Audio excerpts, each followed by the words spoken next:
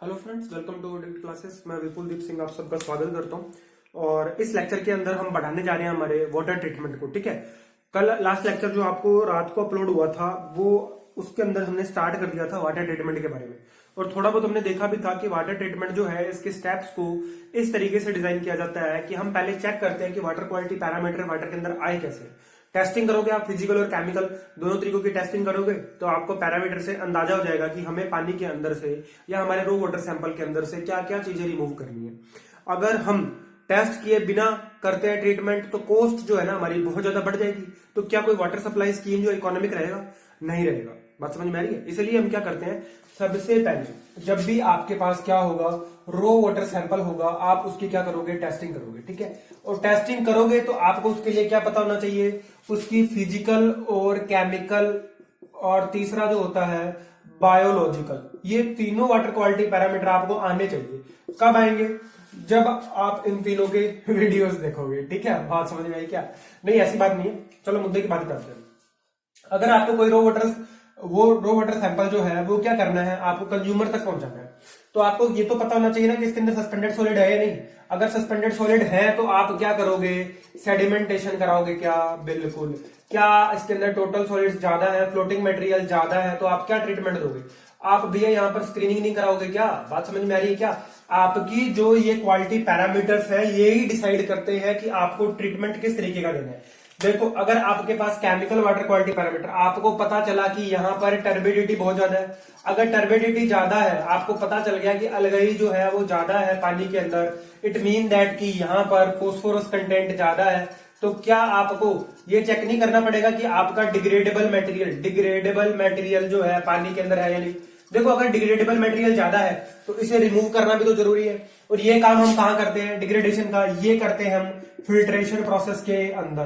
Filtration में आप क्या कराते हो, बायोलॉजिकली यहाँ पर क्या करते हो, जितने भी आपके ऑर्गेनिक सब्सटेंसेस होते हैं उनको डिकम्पोज करवाते हो। भैया स्लो सैंड फिल्टर में क्या करते हो आप? यही काम तो करते हो। शिमुजुडो एक लेयर बनती है आपकी, वो आएगी तब मैं बताऊंगा आपको। केमिकल वाटर क्वालिटी पैरामीटर के अंदर ही आपने पढ़ा कि अगर आपके वाटर सैंपल के अंदर क्या है, नाइट्रेट कंटेंट है। भैया नाइट्रोजन ज्यादा है, ये मैंने 2 बार लिख दिया क्या? नाइट्रोजन ज्यादा है, लो इसको पास में ले लेना। अगर नाइट्रोजन ज्यादा है तो आपको पता चल गया कि पानी का जो सैंपल आपके पास आया है उसके अंदर जरूर पोल्यूशन तो है। अब आप क्या करोगे, अब इसको टेस्ट करोगे नाइट्रोजन को कि इसके अंदर ऑर्गेनिक अमोनिया है या फ्री अमोनिया है या केजोल अमोनिया, ये सारी की सारी आप निकालोगे। उससे आप डिसाइड करोगे कि पानी जो आपके पास रो वाटर सैंपल आया है उसके अंदर इंडस्ट्रियल वेस्ट, भैया देखो इंडस्ट्रियल वेस्ट मैंने लिख दिया, इंडस्ट्रियल वेस्ट है या नहीं है, पहली बात। दूसरी बात ये देखो कि आपके अगर पोल्यूटेड है तो इसका मतलब हो सकता है कि इसके अंदर सीवेज का डिस्पोजल भी किया गया हो। ठीक है, सीवेज डिस्पोज किया गया हो तो 2 चीजें होंगी। अगर आपको लिखा हुआ है कि इंडस्ट्रियल वेस्ट है तो आपका दिमाग सीधा सीधा कहां जाएगा, क्लोराइड कंटेंट पे जाएगा। भैया मैंने वो वीडियो मजाक में नहीं बनाए, यहां पर आपको जरूरत पड़ेगी ट्रीटमेंट के अंदर। अगर आपके रो वाटर सैंपल के अंदर आपको लगा कि वे आपका जो वाटर आया है वो उसके अंदर क्या है, इंडस्ट्रियल वेस्ट है, तो इंडस्ट्रियल वेस्ट हमने कौन सी प्रॉपर्टी के अंदर पढ़ा था, किस कंटेंट के अंदर पढ़ा था? क्लोराइड कंटेंट में पढ़ा था कि अगर आपके रो वाटर सैंपल के अंदर क्या आ रहा है, इंडस्ट्रियल वेस्ट आ रहा है, इट मीन दैट वहां पर क्लोराइड कंटेंट प्रेजेंट है। और क्लोराइड कंटेंट में आपने क्या पढ़ा था, किसे कैलकुलेट करने के लिए एक टाइट्रेशन किया जाता है, आप यूज करते हो स्टैंडर्ड सिल्वर नाइट्रेट सोल्यूशन। बात समझ में आ रही है क्या? ये यूज किया था क्या? क्या इसकी परमिसिबल लिमिट भी आपने याद करी थी जी, 200 मिलीग्राम पर लीटर याद किया था। कोज ऑफ रिजेक्शन वैल्यू कितना था, 1000 मिलीग्राम पर लीटर। भैया वो 200 और 600 जो था ना वो किसका था, वो हार्डनेस का था।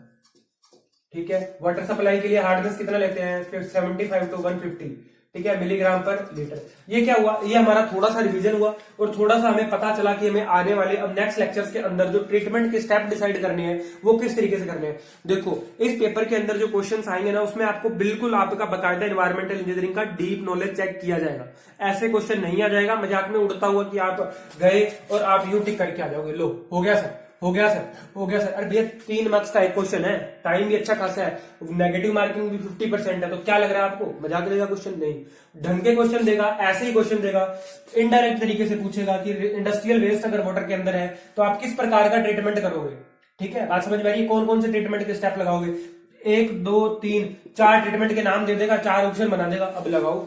डिफिकल्टी लेवल बढ़ाएगा, समझ रहे हो, वहां पर वो बच्चे क्वालिफाई करेंगे जिनको डीप नॉलेज होगा एनवायरमेंटल इंजीनियरिंग का। इसलिए मैं बार बार आपसे मैं आपको रिक्वेस्ट कर रहा हूं, आप पढ़ रहे हो तो ढंग से पढ़ो, अंदर जाओ डीप में, ऊपर ऊपर पढ़ने से नहीं होगा ये कॉन्सेप्ट कंप्लीट।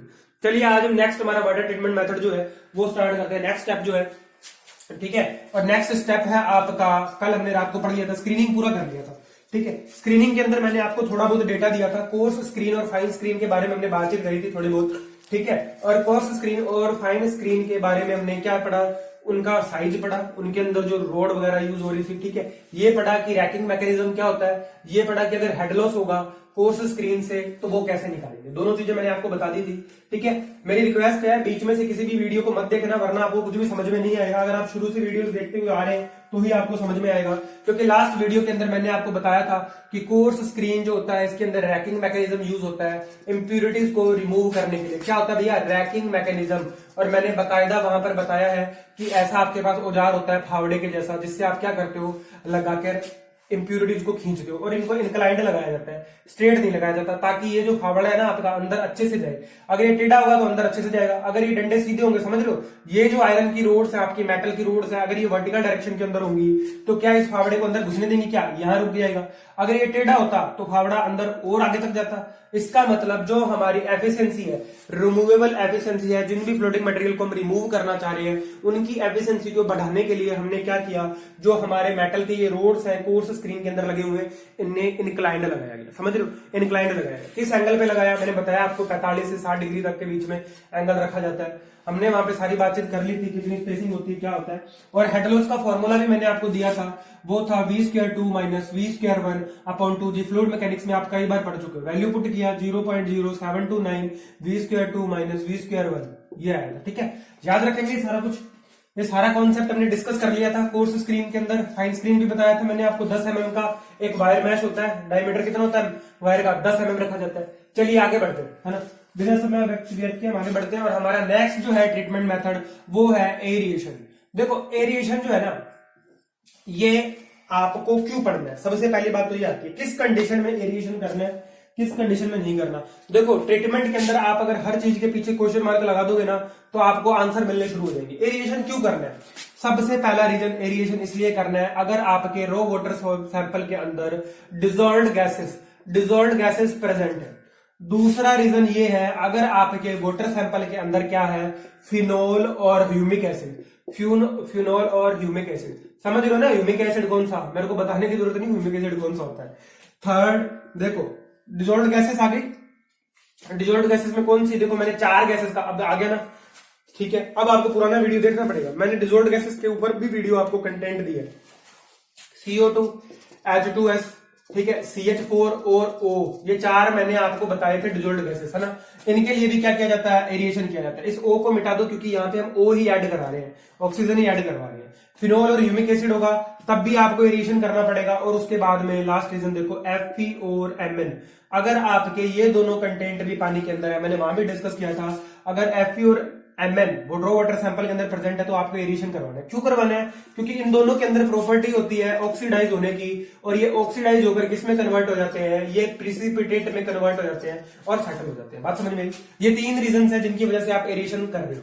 अब बात आती है एरिएशन करने से नुकसान क्या है, सबसे बड़ा अगर मैं बात करूं तो हमें क्या दिक्कत क्या है इसकी, एरिएशन की दिक्कत ये है कि ये पानी के अंदर एसिडिटी कोज करता है, मतलब पानी को एसिडिक बनाता है ना, एसिडिक नेचर में कन्वर्ट कर देता है। अगर न्यूट्रल है या मान लो अपना पानी जो है बेसिक नेचर का, वो कहां पहुंच जाएगा, एसिडिक हो जाएगा। क्यों हो जाएगा, देखो यहां पर ना CO2 गैस जो है ना इसको हम रिमूव करना चाहते हैं, लेकिन फिर भी कुछ ना कुछ बच जाती है, बच गई तो वो क्या करेगी, पानी के अंदर एसिडिटी बढ़ाएगी। आपको पता है कार्बोनिक एसिड बनाता है, H2O + CO2 = H2CO3, ये बनता है कार्बोनिक एसिड होता है, जिसकी वजह से एसिडिटी बढ़ जाती है वाटर सैंपल के अंदर। बात समझ में आ रही है क्या आपको, ये सारा प्रोसेस था एरिएशन का। हमने क्या क्या डिस्कस किया, अगर पानी के अंदर डिजॉल्व्ड गैसेस है आपको एरिएशन करना पड़ेगा, अगर फिनोल और ह्यूमिक एसिड है तब भी आपको करना पड़ेगा, अगर आपके मेटल्स प्रेजेंट है तो मेटल्स के अंदर ऑक्सीजन के साथ जुड़ने की प्रॉपर्टी होती है, इसलिए ऑक्सीडेशन होता है, ऑक्सीडाइज होकर क्या बन जाते हैं, प्रिसिपिटेट बन जाते हैं। और लास्ट बात क्या है, ये एसिडिटी फैलाता है, CO2 की वजह से क्या होता है, एसिडिटी फैलती है पानी के अंदर, पानी एसिडिक नेचर का होता है, ठीक है। अब अपने बात करते हैं एरिएशन प्रोसेस होती क्या है। देखो जी भैया, हम क्या कर रहे हैं, वाटर सैंपल को इंटीमेट कॉन्टैक्ट दे रहे हैं। इंटीमेट मतलब तुरंत वाला, इंटीमेट एकदम बढ़िया वाला, कॉन्टैक्ट दे रही है किसके साथ, एयर के साथ। ठीक है, बात समझ में आई। वाटर सैंपल को इंटीमेट कॉन्टैक्ट में दिया गया किसके, ऑक्सीजन के। बात समझ में आ रही है, ऑक्सीजन के इंटीमेट कॉन्टैक्ट में दिया गया, जिससे हर चीज क्या होगी, ऑक्सीडाइज होगी।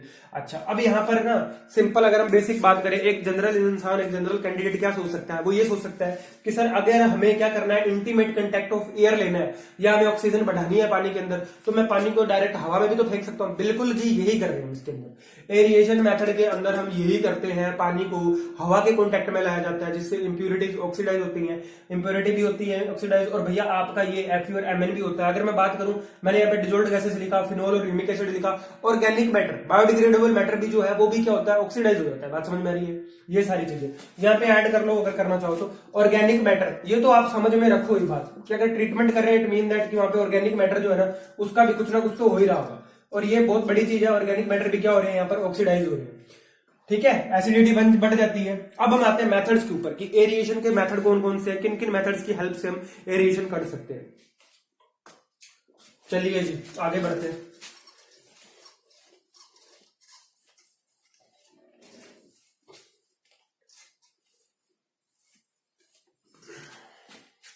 देखो, एरिएशन करने के लिए ना 4 मेथड है टोटल अपने पास, 4 मेथड है, 4 मेथड्स ऑफ एरिएशन। ठीक है, एरिएशन के हमारे पास 4 मेथड है। नोट्स जल्दी अपडेट हो जाएंगे, टेंशन मत लो। ठीक है, ग्रुप के ऊपर। अब हम बात करते हैं एरिएशन के मेथड्स की। तो सबसे पहले मैं लिस्ट करता हूं, सबसे पहला मेथड आपका होगा, ये होगा डिफ्यूज्ड एयर मेथड। ठीक है, diffused air method. Next method आपका होगा डिफ्यूज्ड एयर मेथड के बाद में सेकंड कैस्केड मेथड। ठीक है, कैस्केड मेथड। नेक्स्ट आपका थर्ड मेथड जो है वो है स्प्रे टावर मेथड। ठीक है, स्प्रे टावर मेथड। बात समझ में आई क्या? 3 मेथड मैंने लिखे यहाँ पे। पहला लिखा डिफ्यूज्ड एयर मेथड, सेकंड मैंने लिखा यहाँ पर कैस्केड मेथड, और थर्ड मैंने लिखा यहाँ पर स्प्रे टावर मेथड।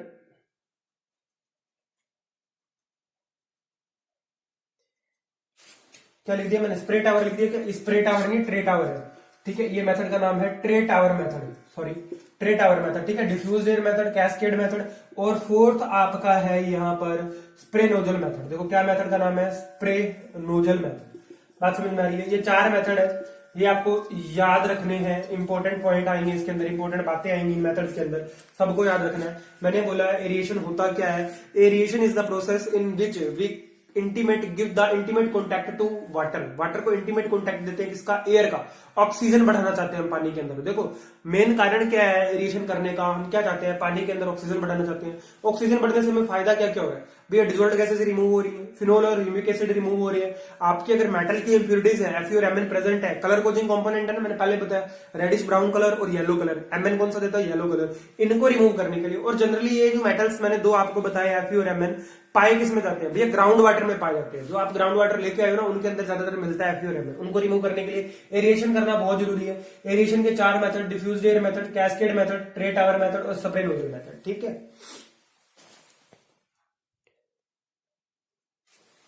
चलिए अब एक एक करके डिस्कस करते हैं मेथड्स को। पहला मेथड आपका डिफ्यूज्ड एयर मेथड। ठीक है, अब डिफ्यूज्ड एयर मेथड भी आप पढ़ सकते हो, पढ़ने को तो कैस्केड मेथड भी पढ़ सकते हो। चलो शुरू करते हैं ना सबसे आसान मेथड से। आपने जेई की तैयारी तो करी होगी, तो आपको थोड़ा बहुत वेंचुरीमीटर भी याद होगा। चलिए फिर अपने स्प्रे नोजल मेथड से शुरू करते हैं। ठीक है, इस मेथड से डिस्कस करना स्टार्ट करते हैं, स्प्रे नोजल मेथड से। रेड मेरे को लग रहा है आपको कलर रेड जो है ना, ये थोड़ा सा कम उठता कम है व्हाइट बोर्ड पे ना। रेड कलर का जो मार्कर होता है ना कैमरे के अंदर उठता कम है, ब्लू सबसे ज्यादा उठता है। ठीक है, चलो ब्लैक से लिखते हैं। और पहला मेथड है हमारा, ये है आपका स्प्रे नोजल मेथड। देखो स्प्रे नोजल मेथड में क्या करते हैं?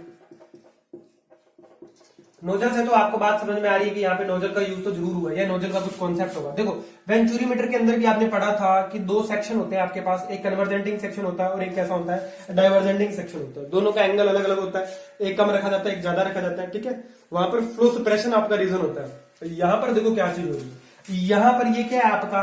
ये आपका नोजल है। इस नोजल के अंदर से आपने क्या किया? पानी को पास करवाया। जब आप पानी को इस नोजल से पास करवाओगे तो क्या होगा? देखो पीछे तो एरिया ज्यादा है और आगे क्या है? एरिया कम है, तो आपने कंटिन्यूटी इक्वेशन पढ़ी है फ्लूइड मैकेनिक्स में, A1 V1 is equal to क्या होता है A2 V2, ये होता है। देखो यहां पर A1 और V1, यहां एरिया ज्यादा है तो वेलोसिटी क्या है, कम है, और यहां पर एरिया क्या हुआ, डिक्रीज हुआ, तो वेलोसिटी भी क्या हो जाएगी, बढ़ जाएगी।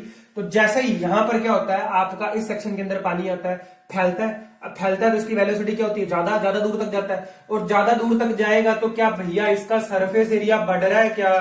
देखो सरफेस एरिया जो है ना आपका, हमारा मकसद क्या था, कंटिन्यूटी इक्वेशन पढ़ना मकसद नहीं था, मकसद ये था कि यहां से जो आप पीछे से लेके आ रहे हैं ना वाटर सैंपल, इस वाटर सैंपल को आपने यहां से पास करवाया, इस सेक्शन से पास करवाया, तो ये क्या करेगा, स्पीड से पास होगा, स्पीड से जाएगा तो यहां पर क्या होगा, ज्यादा दूर तक फैलाव करेगा। प्रेशराइज्ड वाटर, देखो कॉन्सेप्ट आपने क्या यूज किया कि प्रेशराइज्ड वाटर को अगर आप पास करवाते हो किसी एक छोटे सेक्शन से, तो वो उसका सरफेस एरिया क्या हो जाएगा, इंक्रीज हो जाएगा। जब इसका सरफेस एरिया जो है वो इंक्रीज हो जाएगा, तो क्या इसे O2 के संपर्क में आने के लिए टाइम ज्यादा मिलेगा क्या, बिल्कुल टाइम ज्यादा मिलेगा। यही तो मैं चाहता हूं कि आपका जो वाटर सैंपल है उससे हमें क्या करवाना है, एरिएटेड तो करवाना है, एरिएटेड वाटर निकालना हमें यहां से, एरिएशन करवाना है उसका। तो हमने क्या किया, सरफेस एरिया बढ़ाया। सरफेस एरिया कैसे बढ़ाया, प्रेशराइज किया, पीछे से वाटर को प्रेशराइज किया तो उसका सरफेस एरिया बढ़ा, यहाँ पर सरफेस एरिया बढ़ा तो ऑक्सीजन का अमाउंट भी उसे रिएक्ट करने के लिए ज्यादा मिलेगा।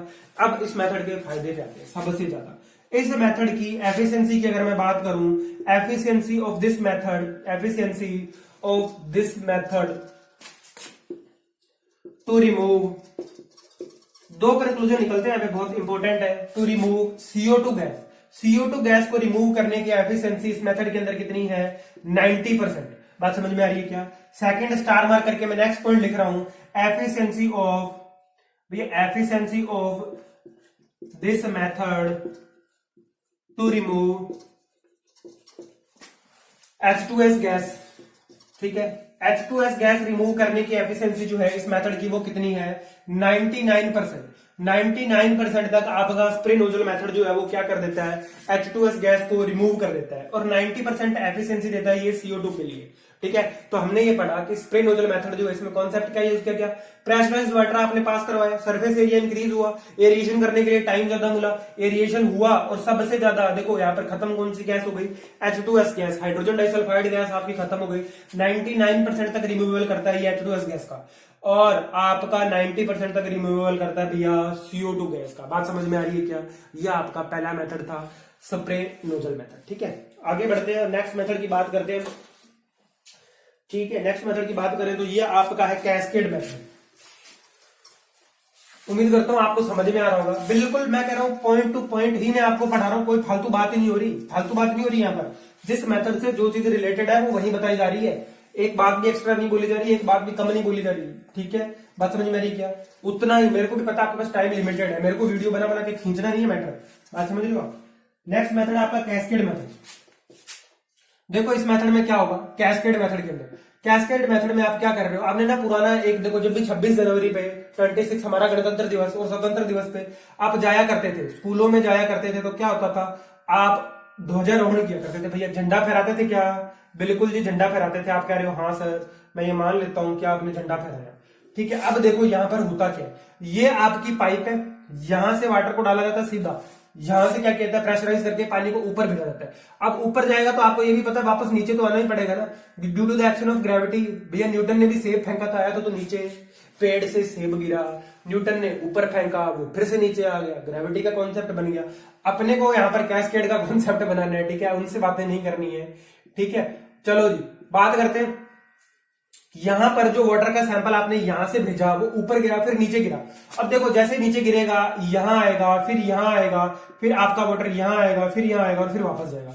इससे हो क्या है, देखो एक तो क्या हुआ, सरफेस एरिया बढ़ा, और दूसरा क्या हुआ, उसे ऑक्सीजन से रिएक्ट करने के लिए टाइम क्या मिला, ज्यादा। तो concept behind this method is, हमने क्या किया, यहां पर सरफेस एरिया इंक्रीज कर दिया, increase the area of surface, मतलब वाटर का हमने क्या किया, सरफेस एरिया इंक्रीज कर दिया ताकि उसको O2 से रिएक्ट करने के लिए क्या मिल जाए, भैया टाइम ज्यादा मिल रहा है क्या, यहां पर टाइम टू रिएक्ट विद, बात समझ में आ रही है क्या, time to react with oxygen क्या हो गया, बढ़ गया।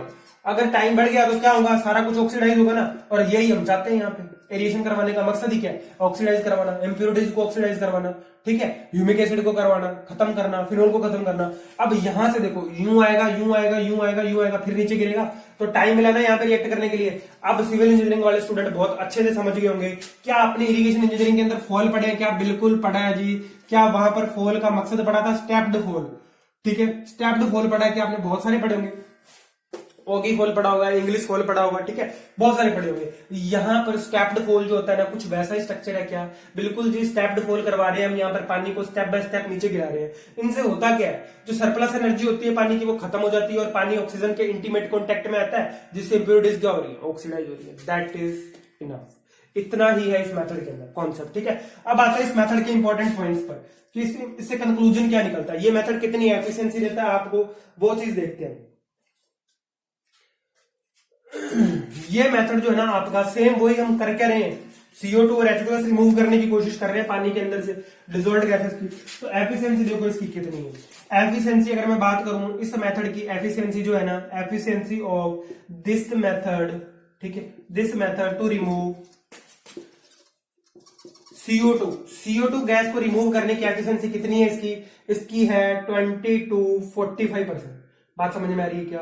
CO2 गैस रिमूव करने की। अगर मैं बात करूं दूसरे इंपॉर्टेंट पॉइंट की, तो H2O गैस, जो H2S गैस है आपकी, H2O नहीं सॉरी, हाइड्रोजन डाइसल्फाइड गैस, इसको रिमूव करने की एफिशिएंसी कितनी है? 35%। बिना वक्त गवाए मैं आपको सीधा डेटा दे रहा हूं यहाँ पर। कैस्केड मेथड के अंदर अगर आप CO2 गैस को रिमूव करते हो तो एफिशिएंसी आपको 20 से 45% के बीच में मिलेगी। और अगर आप क्या कर रहे हो, H2S हाइड्रोजन डाइसल्फाइड गैस को रिमूव कर रहे हो, देन द एफिशिएंसी इज 35%। ये आपका मेथड था कैस्केड मेथड। समझ में आया क्या? ध्वजारोहण कर दिया आपने पानी का एक तरीके से, समझ रहे हो क्या? वहां पर हम करते हैं फ्लैग का, है ना। देखो मैं कुछ भी नहीं बोल रहा, मैं सिर्फ ये कह रहा हूं, जैसे आप ये क्या करते हो, ध्वजारोहण करते हो ना, ऐसे स्टेप्स के अंदर लगा हुआ होता है, वैसे ही आप क्या कर रहे हो, यहाँ पर आपने पानी को भेजा ऊपर की तरफ, पानी इधर गया, फिर इधर आया, फिर इधर आया, फिर इधर आया।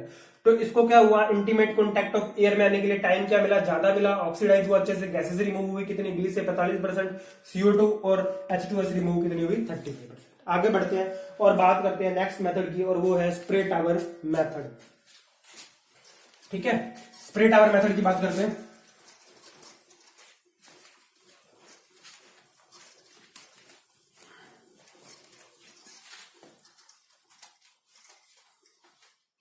Next method is spray tower method. Third method है आपका स्प्रे टावर मेथड, ठीक है। देखो स्प्रे टावर मेथड के अंदर क्या होता है,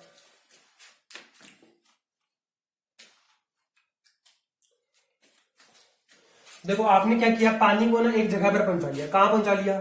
इस वाले पॉइंट पे वाटर को पहुंचा दिया, यहां पर पानी रुका हुआ, ठीक है। अब यहां से खोल दिया और इसके नीचे क्या किया, एक और बड़ी टावर लगा दी यहां पर, ठीक है। यहां पर फिर इसके बाद में और बड़ी टावर लगा दी, यहां पर लगा दीजिए। अब यहां पर गिर रहा है,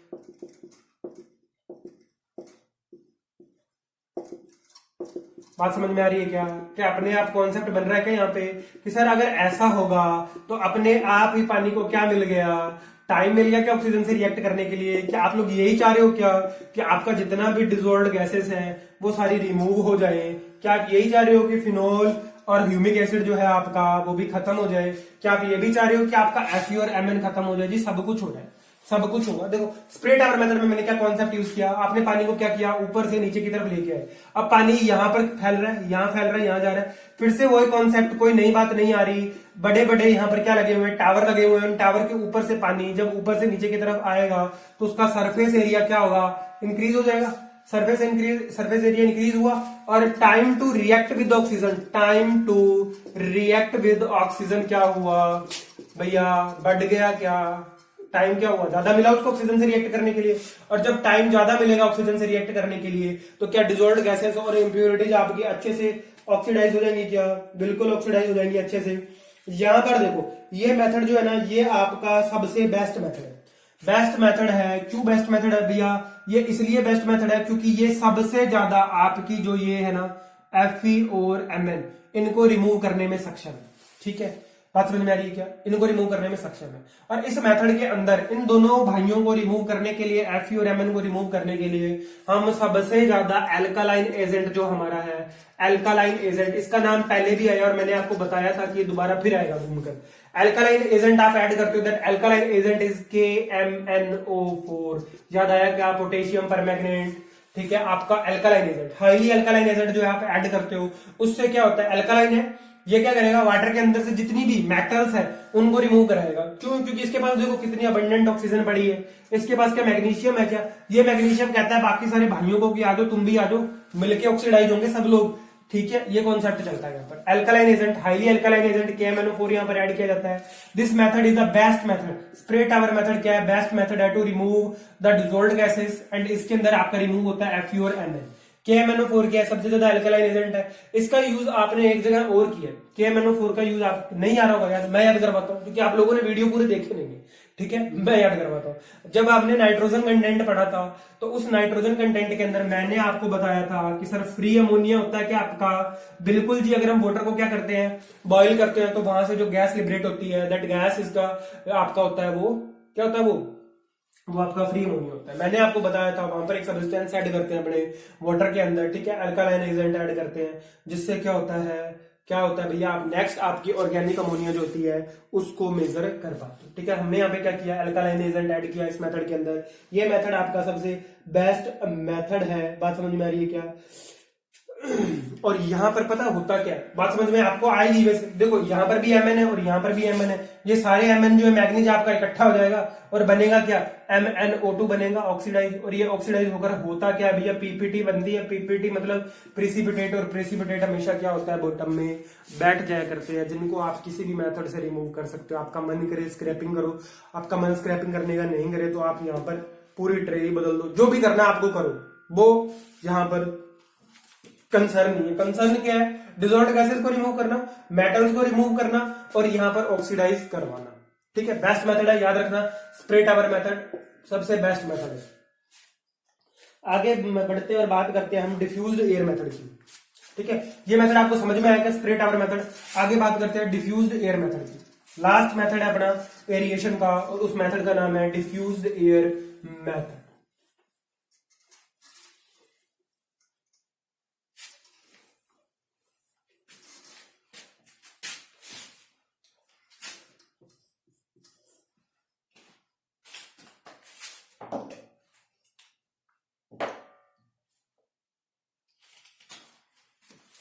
नेक्स्ट मेथड है आपका डिफ्यूज्ड एयर मेथड। देखो डिफ्यूज्ड एयर मेथड है ना, ये वाटर के अंदर कम काम में लिया जाता है। डिफ्यूज्ड एयर मेथड जो है सीवेज में ज्यादा लिया जाता है।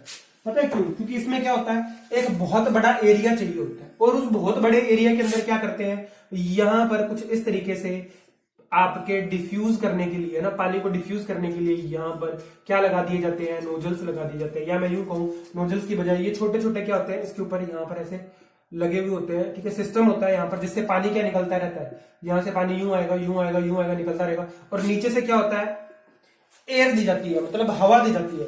देखो यहाँ पर क्या है, ये सिस्टम लगा हुआ है जिसके अंदर छोटे छोटे छेद है, ये पानी नहीं निकलता यहाँ पे, सॉरी, यहाँ पर एयर निकलती है। देखो मैं गलत बोल गया, पानी ऊपर पड़ा है, यहाँ पर बहुत बड़ा एरिया है, तो इस एरिया के अंदर क्या आपका पानी भरा हुआ है, और ये जो आपने इक्विपमेंट लगाए हुए हैं, यहां से हम क्या करते हैं, इसके अंदर एयर भेजते हैं। अब एयर जाएगी तो यहाँ पर क्या होंगे, बुलबुले पैदा होंगे, बुलबुले होंगे तो क्या होगा, ऑक्सीडाइज होंगी इंप्यूरिटीज। बिल्कुल हम यही चाहते हैं। डिफ्यूज्ड एयर, आप यहाँ पर कंप्रेस्ड एयर को, इन जो ये आपके इंस्ट्रूमेंट लगे हुए हैं, ऑपरेटर जो लगे हुए हैं, इनसे आप एयर को एंटर करवाते हो पानी के अंदर, ठीक है। अब उल्टा काम कर रहे हैं, पहले क्या कर रहे थे, पानी के अंदर एयर एंटर करवा रहे थे, अब हम पड़े हुए पानी के अंदर नीचे से हम क्या कर रहे हैं, एयर एंटर करवा रहे हैं। इसलिए ये मेथड जो है ना, ज्यादातर रो वाटर सप्लाई स्कीम्स के लिए काम में नहीं लिया जाता, सीवेज के लिए लिया जाता है, क्योंकि सीवेज के अंदर इंप्यूरिटीज ज्यादा होती हैं, ऑर्गेनिक मैटर ज्यादा होते हैं, और ऑर्गेनिक मैटर को अगर हम डिकम्पोज करवाना चाहते हैं तो ये मेथड हमारे लिए इकोनॉमिकल मेथड होता है, डिफ्यूज्ड एयर मेथड।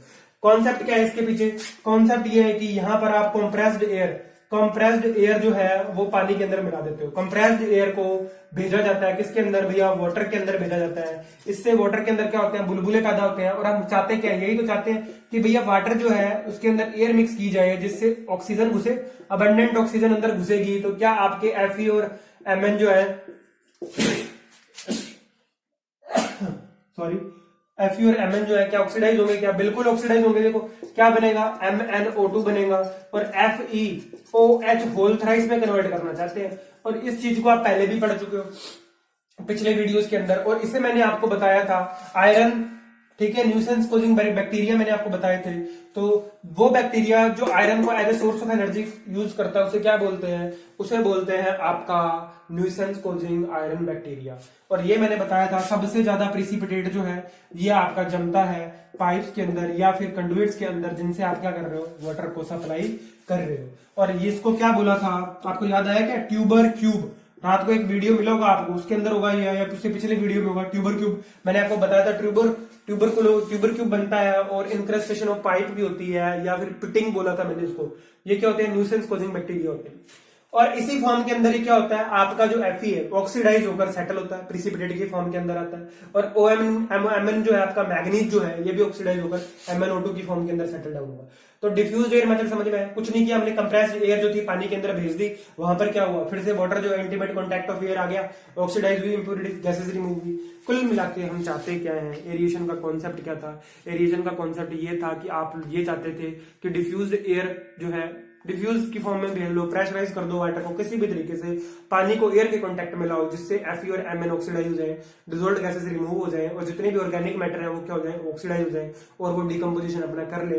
अगर वो सेटल डाउन होने वाले हैं तो सेटल डाउन हो जाए, नहीं अगर डिकम्पोजिशन होना चाहता है तो वो डिकम्पोजिशन के लिए जो एक्स्ट्रा ऑक्सीजन है वो उनको मिल जाए, ये चाहते थे आप। ठीक है, मैं अपने शब्दों को यही विराम देता हूँ। उम्मीद करता हूँ एरिएशन जो है आपको अच्छे से समझ में आया होगा। ठीक है, नोट्स आपको मिल जाएंगे, इन बात की टेंशन मत लो कि नोट्स अपडेट नहीं हो रहे होंगे, नोट्स भी अपडेट होंगे, कोई दिक्कत वाली बात नहीं है।